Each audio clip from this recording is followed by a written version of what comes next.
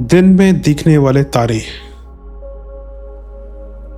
सन 1607 ईस्वी में जर्मन वैज्ञानिक कैप्लर ने दिन दोपहर एक तारे को चमकते देखा था। यह उसका मस्तिष्कीय भ्रम तो नहीं है। यह जानने के लिए उसने उसे सैकड़ों अन्य दर्शकों को दिखाया।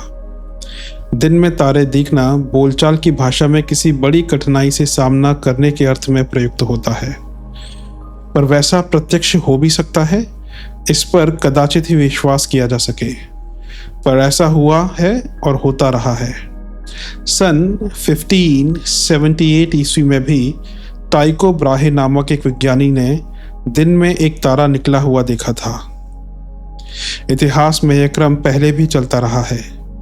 चीन की पुरानी पुस्तकों में लिखा है कि 4 जुलाई 1054 ईस्वी में एक चमकदार तारा उगा था, जिसकी रोशनी शुक्र ग्रह के समान थी और जो 23 दिनों तक रात में तो चमका ही, दिन में भी उसे देखा जाता रहा। फिर उसकी ज्योति हल्की पड़ते पड़ते 2 वर्ष में पूर्णतः विलुप्त हो गई। सीरिया के ज्योतिष ग्रंथों में उस प्रकार का एक तारा सन 1006 ईस्वी में उदय हुआ था, ऐसा उल्लेख है। अरब देश के ज्योतिर्विदों ने सन 827 में दिन में उगा हुआ तारा देखा था और उसका शुभ अशुभ की दृष्टि से विचार किया था। ये दिन में निकलने वाले तारे आखिर हैं क्या? खगोलवेत्ता इन्हें सुपरनोवा कहते हैं। ये नवोदित वर्ग के तारक हैं। इनमें अपेक्षाकृत कुछ हल्की द्युति के होते हैं, जिन्हें मात्र नोवा कहा जाता है। अनंत अंतरिक्ष में विचरण करने वाले तारकों के आकार प्रकार यो एक जैसे लगते हैं, पर बारीकी से देखने पर अपनी धरती पर रहने वाले प्राणियों की तरह उनकी भी आकृति प्रकृति अगणित प्रकार की होती है। सामान्य वर्गीकरण की दृष्टि से इन्हें नीली सफ़ेद रोशनी वाले वाइट ड्यूबाफर्स और लाल पीले रंग के रेड डेमेस कहते हैं। कुछ तारक इन दोनों के बीच की मिली जुली स्थिति के होते हैं। इस वर्गीकरण के अंतर्गत 97% तारे आते हैं। इनके अतिरिक्त 3% तारे ऐसे हैं जिन्हें नवोदित कह सकते हैं। ये अपनी आकृति प्रकृति कक्षा और स्थिति को अस्थिरता से स्थिरता की ओर ले जा रहे हैं। अभी इनका जीवन क्रम ऐसे ही अस्त व्यस्त है। वैज्ञानिक इनकी हरकतों को बारीकी से देखते रहते हैं ताकि तारकों के जन्म, शैशव एवं किशोरावस्था संबंधी तथ्यों की जानकारी प्राप्त हो सके। इन्हीं नवोदित तारकों में से जो दुर्बल, पतले और मध्यवर्ती हैं, वे नोवा कहलाते हैं, और जिनका आकार एवं आवेश दैत्याकार है, उन्हें सुपरनोवा कहा जाता है। दिन में दिखने वाले तारे सुपरनोवा ही होते हैं। इन नोवा और सुपरनोवा तारकों की आकृति और द्युति आश्चर्यजनक ढंग से घटती और बढ़ती है। इनके आकार 10% तक सिकुड़ते फैलते हैं और रोशनी का तो कहना ही क्या, वह कुछ समय के लिए सैकड़ों गुनी बढ़ जाती है। इस विशालता के साथ मनुष्य अपने क्षेत्र, शरीर और अस्तित्व की कल्पना करे तो प्रतीत होगा कि पदार्थों की दृष्टि से उनके साधन नगण्य हैं तथा अन्य प्राणधारियों की सत्ता से उसकी चेतना क्षुद्रतम है। अपनी तुच्छता और विश्व ब्रह्मांड की विशालता की तुलना की जाए तो मनुष्य को अपना अस्तित्व विशाल समुद्र के आगे एक बूंद जल से भी कम दिखाई पड़ेगा। इस क्षुद्रता पर विचार करें तो किसी का भी गर्व गल सकता है और अहंकार की भ्रांति का सहज निराकरण हो सकता है। अणु में विभू, लघु में महान। काया में विद्यमान उस विराट का अनुमान करना हो तो इसके लिए स्थूल जगत पर एक दृष्टि आवश्यक है। इससे सहज ही अंदाजा लगाया जा सकता है कि यह ब्रह्मांड कितना विशाल है। हम जिस निहारिका के अंग हैं उसे देवयानी कहा गया है। प्रत्येक निहारिका में लाखों करोड़ों सौरमंडल हैं। प्रत्येक के अनेक ग्रह उपग्रह हैं। हम जिस सौरमंडल में रह रहे हैं उसमें सूर्य को छोड़कर कुल 9 ग्रह हैं। बुध, शुक्र, पृथ्वी, मंगल, बृहस्पति, शनि, यूरेनस, नेपट्यून, प्लूटो, ये सभी गृहपति सूर्य की परिक्रमा करते हैं। इनमें से प्रत्येक के पुनः कई कई उपग्रह हैं।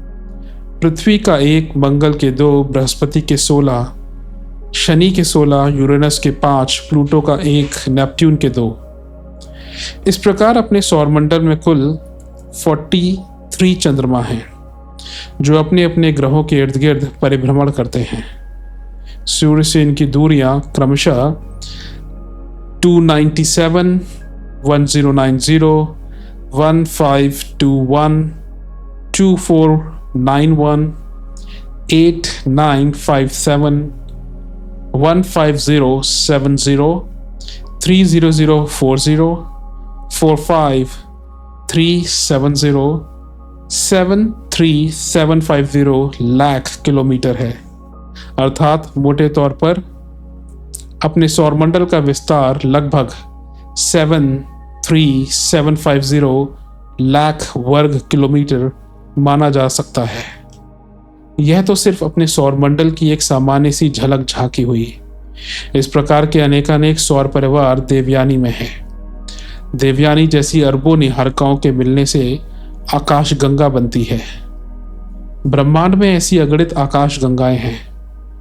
अपने सूर्य जैसे करीब 500 करोड़ तारों के सौरमंडल तथा अकल्पनीय विस्तार वाले धूल एवं गैस वर्तुलों के मेघ मिलकर एक आकाश गंगा बनाते हैं।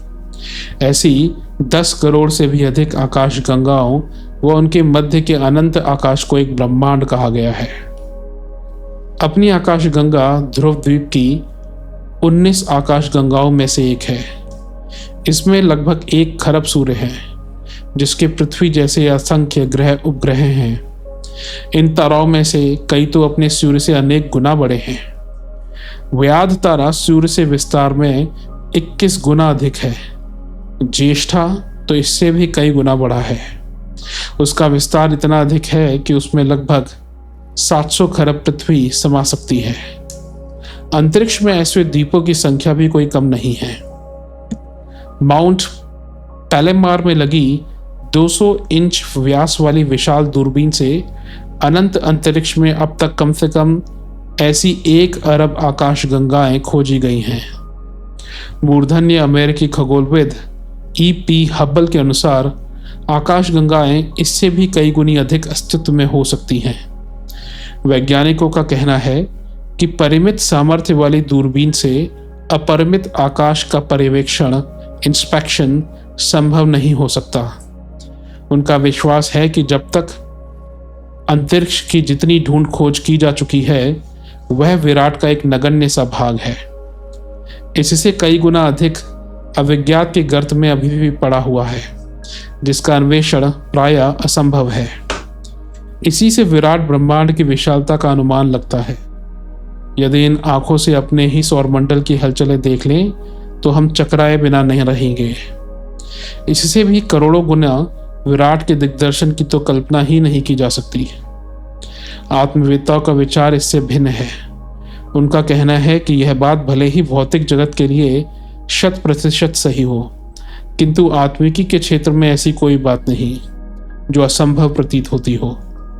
वे काया को ब्रह्मांड का लघु संस्करण मानते हैं और कहते हैं कि ब्रह्मांड में जो जो संरचनाएं हैं वे सब इस काया में देखी जा सकती हैं, मगर वे सब इस शरीर में माइक्रोफिल्म की तरह हैं। जिस प्रकार माइक्रोफिल्म में अंकित चित्रों और अक्षरों को सीधे आंखों द्वारा देख सकना संभव नहीं, उसी तरह भीतर की सूक्ष्म सृष्टि को इन चर्म चक्षुओं की सीमित सामर्थ्य देख समझ नहीं पाती। इसके लिए ज्ञान चक्षु, दिव्य चक्षु की आवश्यकता पड़ती है, जिन्हें पराक्रम पूर्वक विकसित करना पड़ता है। ऐसी बात नहीं कि आत्मविदों का यह कथन मात्र कपोल कल्पना और चर्चा भर है, वरन इसमें सच्चाई भी है। हमारे धर्म ग्रंथों में इसकी अनेक साक्षियां उपलब्ध हैं। रामचरितमानस में इस संदर्भ में 2 एग्जाम्पल्स दिए गए हैं। माँ कौशल्या अपने पुत्र राम को पेयपान कराने की इच्छा से शिशु गृह में प्रवेश करती है। राम सोते हुए मिलते हैं, सो कौशल्या वापस लौट आती है तो वही राम पाकशाला में बैठे अन्न ग्रहण करते दिखाई पड़ते हैं। कौशल्या को भय, भ्रम और विस्मय होता है। वह फिर भागकर शिशुगृह पहुंचती है तो वहां राम पूर्वव्रत निद्रालीन दिखाई पड़ते हैं। आश्चर्य से माता का सिर चकरा जाता है। उसी अवस्था में भगवान राम अपना विराट रूप दिखाते हैं। अगणित ब्रह्मांड, उनके अपने लोकपाल, दिक्पाल, खरबों नक्षत्र, अरबों लोक, सर्वत्र जीवन पालन प्रगति, सर्वत्र मरण और सर्वत्र प्रलय के विनाशकारी दृश्य। कौशल्या परेशान हो उठती हैं। राम अपनी माया समेट लेते हैं। जननी को पिंड में ब्रह्मांड की उपस्थिति और विराट ईश्वरीय सत्ता का बोध हो जाता है और फिर वे सुस्थिर चित्त अपने कर्तव्य पालन में निरत हो जाती है। दूसरे प्रसंग में काक भुशुंडी को इसका दिव्य दर्शन हुआ। किसी ने उनको बताया कि राम ईश्वरीय सत्ता के प्रतीक प्रतिनिधि हैं, आपको उनके दर्शन करने चाहिए। इसी इच्छा से वे अयोध्या पहुंचे। मुंडेर पर बैठे बैठे वे राम को आंगन में सामान्य बालकों जैसी क्रीड़ा करते, खाते पीते, हंसते बोलते देखकर भ्रमित हो जाते हैं। सोचते हैं यह कैसा अवतार है जो साधारण बालकों जैसी अटखेलियां करे। राम उनकी मनस्थिति भाप लेते हैं और मुंह फाड़कर उन्हें उदरस्त कर लेते हैं। उनके उदर में काक भुशुंडी जी को विराट विश्व के दर्शन होते हैं। उस अनुभूति का वर्णन वे बड़े ही सुंदर ढंग से गरुड़ जी से करते हैं। हे गरुड़ जी, मैंने राम के मुंह में अनेक ब्रह्मांड देखे, अनेक लोक, अनेक रचनाएं, अनेक शक्तियां, देवी देवता, कोटि कोटि तारागण, सूर्य चंद्र, अगणित भूखंड, सागर, सरिता, वन और तरह तरह की सृष्टियां, जो कुछ इस पृथ्वी पर नहीं है वह सब भी देखा, जिसका वर्णन करना भी कठिन है। एक एक ब्रह्मांड में मैंने 100-100 वर्ष बिताए। ऐसे अनेक ब्रह्मांडों में कुल 2 घड़ी में घूम आया। इस विराट को देखकर मैं अत्यंत भ्रमित हो उठा हूं। श्री कृष्ण ने ऐसा ही विराट स्वरूप अपनी माँ यशोदा तथा सखा अर्जुन को भी दिखाया था और लोगों को बता दिया था कि व्यक्ति चाहे तो इस व्यष्टि सत्ता में ही उसे समष्टि के दर्शन हो सकते हैं, पर इसके लिए दिव्य दृष्टि चाहिए। हमारी स्थूल आंखें उतनी समर्थ नहीं कि उस विराट को देख सकें। इसलिए भगवान ने अर्जुन को यह कहते हुए दिव्य चक्षु प्रदान किए कि ना तू माम शक्य से द्रष्टुम नैनव स्वचक्षुषा दिव्यम ददामि ते चक्षु पश्य में योगमैश्वरम। गीता 11/8। हे अर्जुन, तू मेरे विराट स्वरूप को इन सामान्य आंखों से नहीं देख सकता, इसलिए मैं तुझे दिव्य चक्षु प्रदान करता हूँ। उनसे तू मेरे विस्तार, प्रभाव और योग शक्ति को देख। सचमुच इसके बाद अर्जुन ने जो कुछ भी देखा उससे वह हतप्रभ रह गया। एक अन्य अवसर पर महाभारत से पूर्व जब दुर्योधन श्री कृष्ण को बांधने चले थे, तब भी उन्होंने अपने विराट स्वरूप का प्रदर्शन किया था, जिसे देख वे चकरा गए थे। इन आख्यायिकाओं में जिस तथ्य की ओर संकेत किया गया है वह है ब्रह्मांड की विराट संरचना। इतनी बड़ी रचना को और उसके नियंता को स्थूल आंखों से देख सकना संभव नहीं। इसलिए ज्ञान की परिधि को विराट तक चौड़ा तो किया जाए, पर अंततः उस मूल चेतना को मानवीय अस्तित्व के रूप में भी स्वीकारा जाए। विराट को देख सकना संभव नहीं, पर अणु को, आत्मा को देख सकना अशक्य है। इस आवश्यकता को पूरा कर लिया जाए तो अणु में ही विराट के दर्शन और अनुभूति संभव है।